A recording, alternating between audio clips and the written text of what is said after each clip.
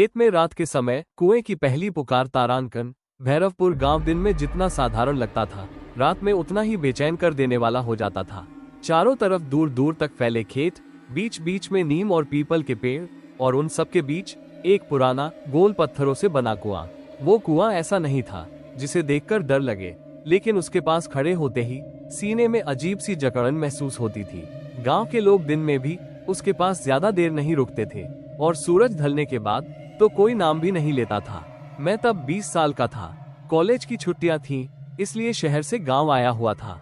मेरे चाचा रघुनाथ काका खेतों की देखभाल खुद करते थे। सीधे सादे इंसान, लेकिन गांव में उनकी बहुत इज्जत थी। बचपन से मैं उन्हें खेतों में जाते देखता आया था, इसलिए जब उन्होंने कहा आज रात खेत में रुकेंगे तो मुझे कुछ अजीब नहीं लगा। बस मन में हल्की सी झिझक थी। शाम का समय था, आसमान पर बादल नहीं थे, फिर भी सूरज डूबते वक्त आसमान गहरा लाल हो गया था, जैसे किसी ने खून फैला दिया हो।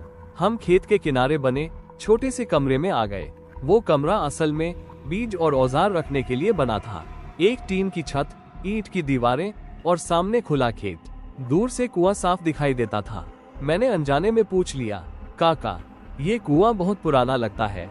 चाचा ने एक पल रुककर कुएं की तरफ देखा, फिर बोले, बस यूं ही है, रात में उसके पास मत जाना। उनकी आवाज में पहली बार कुछ अजीब था। रात गहराने लगी। करीब 10 बजे हवा अचानक ठंडी हो गई। खेतों में खड़ी फसल धीरे धीरे हिलने लगी, लेकिन आवाज पूरी तरह गायब थी। ना झींगुर, ना मेढक, ना दूर कहीं से कुत्तों के भौंकने की आवाज। बस सन्नाटा। मैं लेटा हुआ था, लेकिन नींद नहीं आ रही थी। तभी चर चर जैसे कोई गीली मिट्टी पर चल रहा हो। मैं उठा। काका, मैंने धीमे से आवाज दी। कोई जवाब नहीं। मैंने सोचा शायद बाहर गए होंगे। मैंने कमरे से बाहर झांका। चारों तरफ अंधेरा, लेकिन कुएं के पास मुझे एक परछाई दिखी, काली, लंबी, हिलती हुई। उसी पल मेरे कानों में आवाज पड़ी, इधर आओ। आवाज बिल्कुल मेरे चाचा जैसी थी। मेरे पैरों में जैसे जान नहीं रही। फिर मैंने देखा, मेरे सामने चाचा खड़े थे। वही कपड़े, वही गमछा, वही चेहरा। उन्होंने कहा, कुएं के पास कुछ आवाज आ रही है, चलो जरा देखते हैं। मेरा मन मना कर रहा था, लेकिन सामने अपने चाचा को देखकर मैं कुछ कह नहीं पाया। हम दोनों कुएं की तरफ चलने लगे। हर कदम के साथ मुझे महसूस हो रहा था, हवा और ठंडी हो रही है। मेरे रोंगटे खड़े हो चुके थे, और तभी मेरी नजर चाचा के पैरों पर पड़ी। उनके पैर जमीन को पूरी तरह छू नहीं रहे थे, जैसे वो चल नहीं रहे हों, फिसल रहे हों।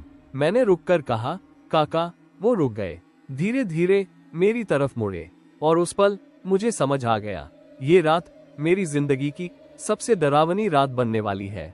उनकी आंखें अब लाल हो चुकी थीं, चेहरे पर अजीब सी टेढ़ी मुस्कान थी, और फिर उन्होंने कहा, मैं तुम्हारा चाचा नहीं हूँ। इसी के साथ कुएं से ठंडी हवा का तेज झोंका आया, और अंधेरे में किसी के हंसने की आवाज गूंज उठी। कुएं के किनारे साया तारांकन, मैं तुम्हारा चाचा नहीं हूँ। ये शब्द सुनते ही मेरे पैरों के नीचे से जमीन खिसक गई। मेरे सामने खड़ा वो इंसान अब भी मेरे चाचा जैसा ही दिख रहा था, लेकिन उसकी आंखें अब इंसानी नहीं थीं।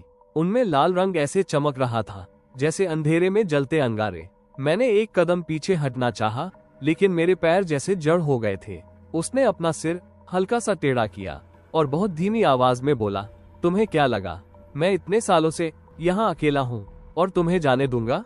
उसकी आवाज अब चाचा जैसी नहीं रही थी। वो आवाज जैसे कुएं के अंदर से गूंज रही हो। चारों तरफ हवा अचानक तेज हो गई। खेतों में खड़ी फसल एक साथ झुक गई, और उसी पल मुझे महसूस हुआ, मेरे पीछे कुछ खड़ा है।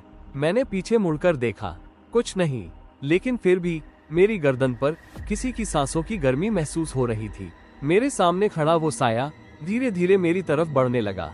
उसके कदमों की आवाज नहीं थी, बस कुएं से आती छप छप, जैसे कोई अंदर हिल रहा हो। मैंने हिम्मत करके कहा, तू है कौन? वो मुस्कुराया। उसकी मुस्कान में दांत ज्यादा थे और मुंह इंसान से ज्यादा खुल रहा था। मैं वही हूँ जिसे यहाँ फेंका गया था, जिसे मरने के बाद भी कोई शांति नहीं मिली। इतना कहते ही उसने अचानक मेरा हाथ पकड़ लिया। उसकी पकड़ इतनी ठंडी थी कि मुझे लगा जैसे मेरी नसों में बर्फ दौड़ गई हो। मैं चीखा, काका, लेकिन मेरी आवाज मेरे मुंह से निकली ही नहीं।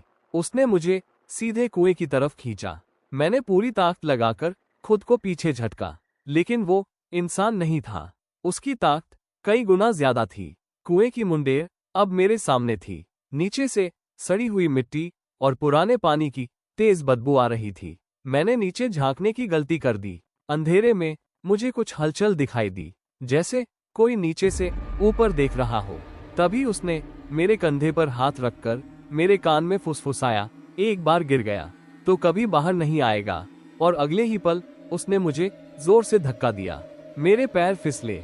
मैं सीधे कुएं के अंदर गिरने वाला था, लेकिन आखिरी पल में मैंने मुंडेर पकड़ ली। मेरी उंगलियां पत्थर में धंस गईं। नीचे से ठंडी हवा का तेज झोंका मेरे चेहरे से टकराया। मैं लटक गया था। ऊपर खड़ा वो साया मेरी तरफ देख रहा था।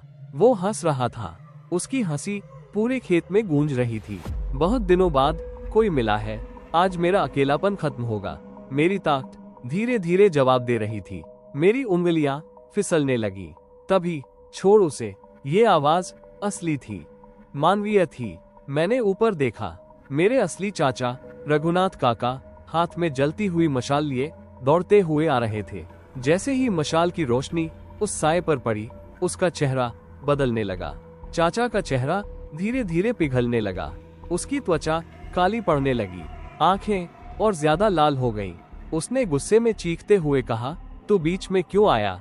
चाचा ने मशाल सीधे उसकी तरफ फेंकी। आग की रोशनी में वो साया काले धुएं में बदलने लगा। एक तेज चीख कुएं से उठी और फिर सब शांत। मैं जमीन पर गिर पड़ा। चाचा ने मुझे उठाया। उनके हाथ कांप रहे थे। उन्होंने बस इतना कहा, मैंने कहा था रात में कुएं के पास मत जाना। मैंने हिम्मत करके पूछा, काका वो था क्या? चाचा ने कुएं की तरफ देखा और बोले, ये कहानी आज नहीं, बहुत पुरानी है। कुएं का सच और खूनी इतिहास तारांकन। मैं जमीन पर बैठा कांप रहा था।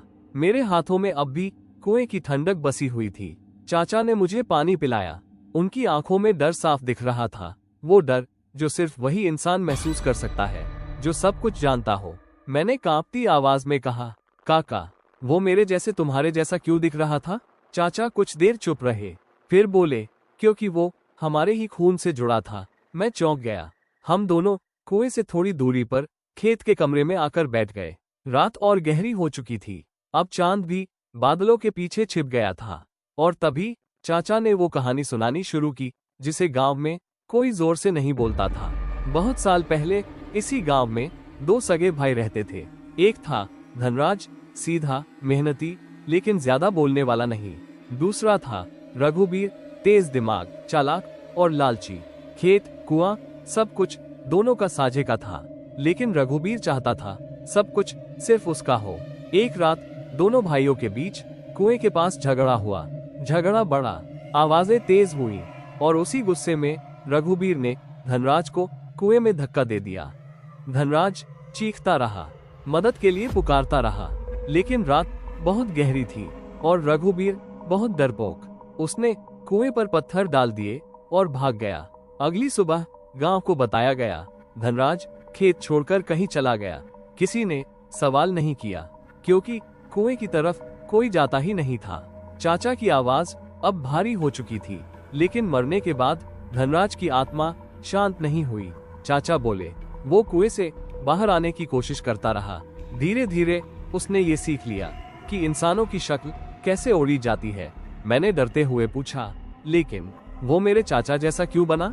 चाचा ने मेरी तरफ देखा और कहा, क्योंकि वो खून पहचानता है जो उससे जुड़ा होता है।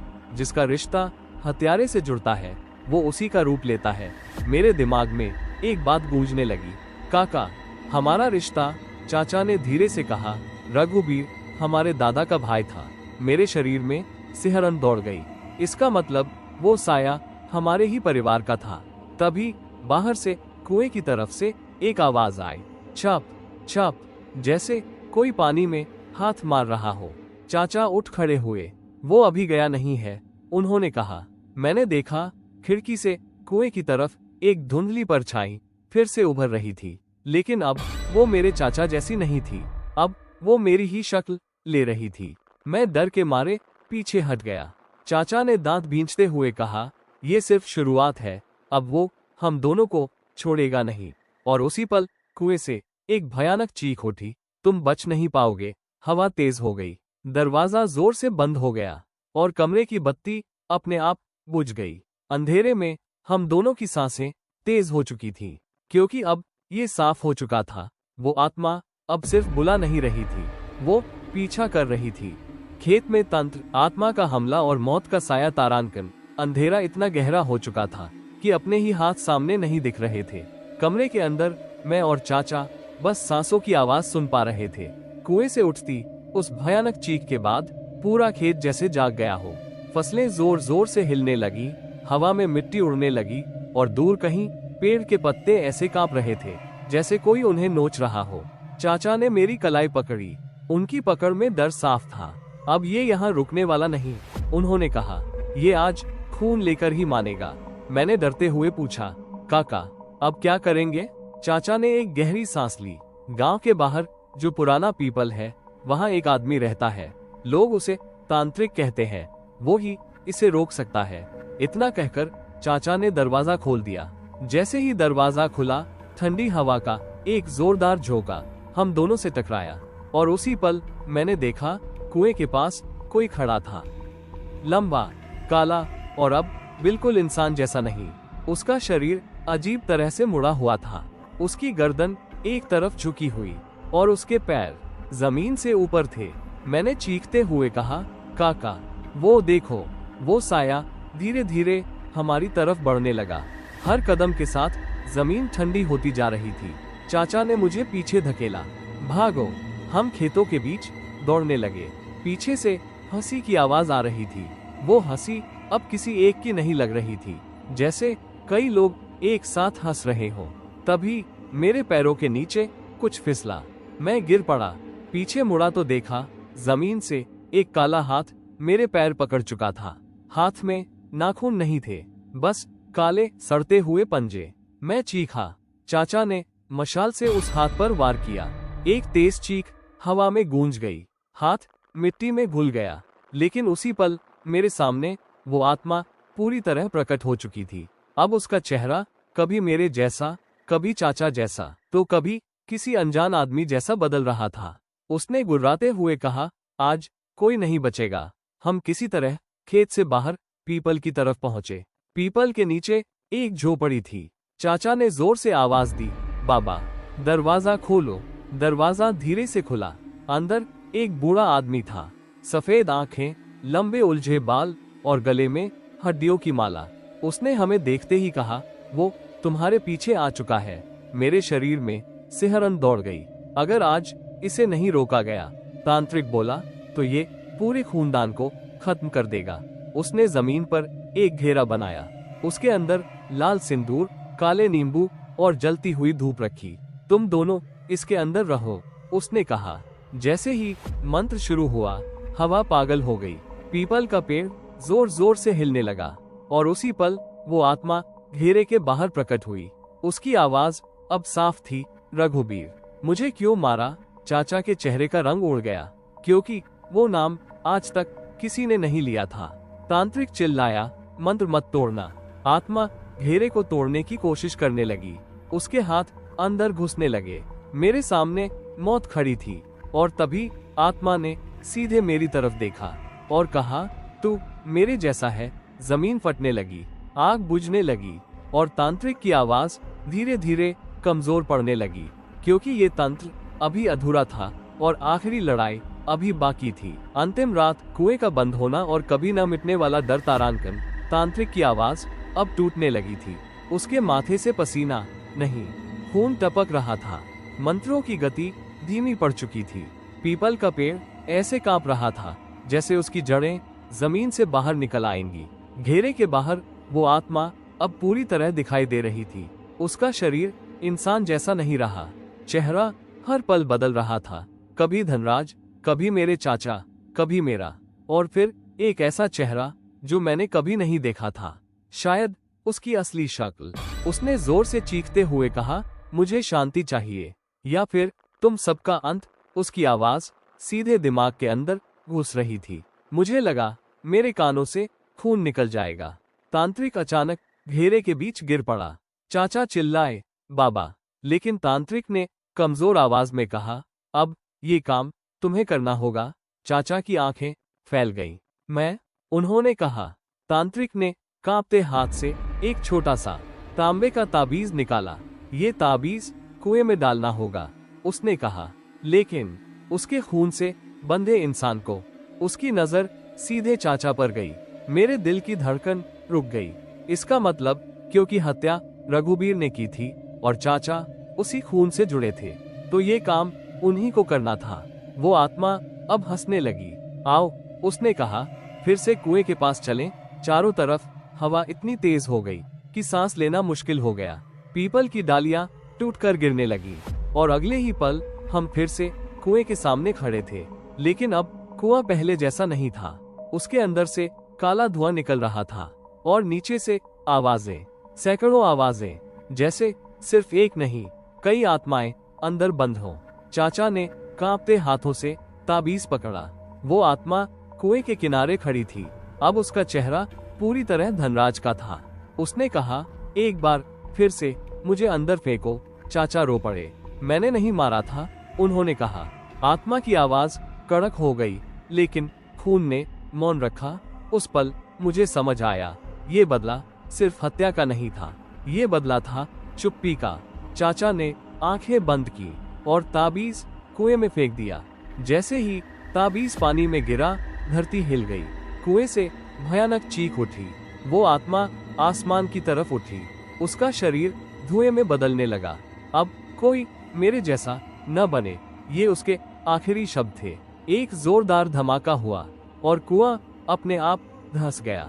जमीन समतल हो गई, जैसे वहां कभी कुआं था ही नहीं। चारों तरफ अचानक सन्नाटा छा गया। हवा रुक गई, पेड़ शांत हो गए और चांद बादलों से बाहर आ गया। चाचा जमीन पर बैठ गए।